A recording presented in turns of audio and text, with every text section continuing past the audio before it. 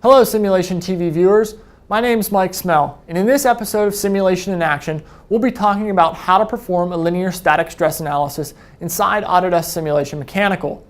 In the simplest terms, linear static stress will help you identify how much a part may bend or deform during its loading. In this example, we'll take a look at analyzing a simple pump housing under an internal pressure load. The key learning objectives during this session will be how to import mesh geometry, how to define surface groups, how to apply loads and constraints, and lastly, how to review results. So let's jump into the software and take a look at this exercise. So we'll start with this exercise in Inventor. Here we have our pump housing model. We'll go ahead and rotate it around to take a look at the different components. We'll go ahead and look at unchecking the enable function on the top lid to be able to see internally into our pump. Now we note that there's an impeller and a few other components that support that impeller, and since we're only worried about performing a stress analysis on the housing itself, we're going to go ahead and suppress those items to make this analysis a little more simple. So we'll select those out of the browser, right click and suppress. By re-enabling the part, we can now see the standard shading, and this model is ready to send to simulation. So we'll click the Autodesk Simulation tab on the ribbon and choose to launch the active model. Now that the Simulation Mechanical environment has opened up, we can see here that our default analysis type is static stress. If we were interested in our other analysis capabilities, we could pick that right from the drop-down menu. With the model imported, we can see it looks just like it did in Inventor. And we're going to go ahead and start by simply generating the mesh using the default settings. You'll notice while the meshing process is taking place, the browser is marked in red and quickly has now changed to black once the mesh is completed. You'll see that the material definitions have also came in from Inventor for both parts. Now, as we start to inspect the mesh, you'll notice that we have some disorganized looking mesh elements around the curved areas and in these ribs and filleted areas. This suggests that our mesh is too coarse for this geometry.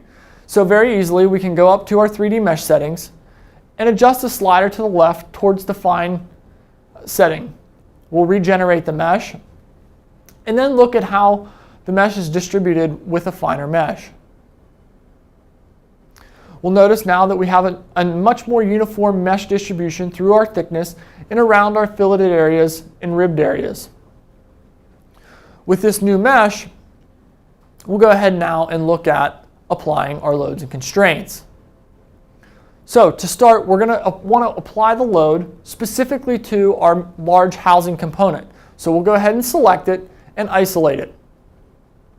This isolation process will allow us to go ahead and do a circle select method to select the surfaces that will be pressurized without grabbing too many extra surfaces through the depth of this selection method. So by dragging the circle just a little larger than the cylindrical opening, you can see that we've selected quite a number of the surfaces on the interior of the component, on the ribs, in the cavities, and so forth. Now if we rotate it over, we did get a few extra surfaces here on the model. We'll go ahead and orient the model and switch to a mesh-only view and use the point rectangle select method along with holding down the control key and the shift key while we rectangle select the regions of surfaces that we're not interested in pressurizing. We'll repeat this process to take care of all of the surfaces that we would like to deselect. Now, we'll switch back to the shaded with mesh view and we'll rotate it around again to make sure that the surfaces that are left, that we didn't deselect any surfaces that we're interested in. Now, to make the load definition process more simplistic, we'll create a surface group. All of those surfaces are then grouped together very nicely and then easily accessible for the load definition process. We can also use this technique to verify that all the surfaces that need to be loaded will in fact be loaded. So now we'll go ahead, show all of the components in the assembly, and we'll go ahead and look at how we define the load. So we'll go to the Setup tab, And for this analysis, this model was built in metric units. However, I want to apply the load in English units. So very quickly, I can change my unit system right from the browser, click on the pressure load, define the magnitude, and then choose my selection group and apply the load directly to that cavity. You can see with the yellow icons that indicate the pressure load has been defined. Now, we also need a constraint. So very similar, we'll access the ribbon, choose the general constraint method, choose the surface, and press OK. At this point, our analysis is ready to run. Our materials and mesh have been defined, as well as a load and a constraint. So we can access the Analysis tab on the ribbon and press Run Simulation.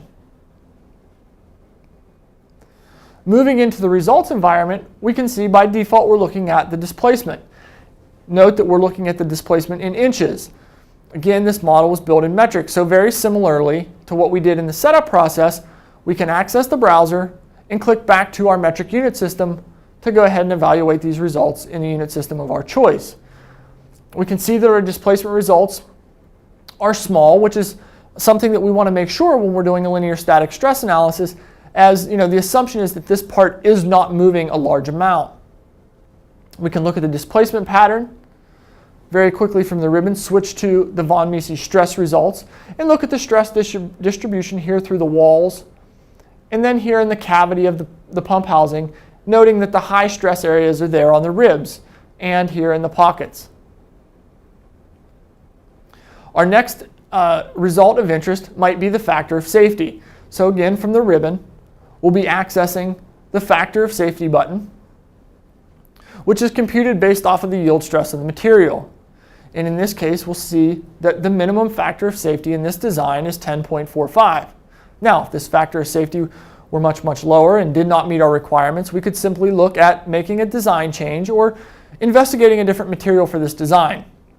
So that's kind of the basic workflow to complete a linear static stress analysis using Simulation Mechanical.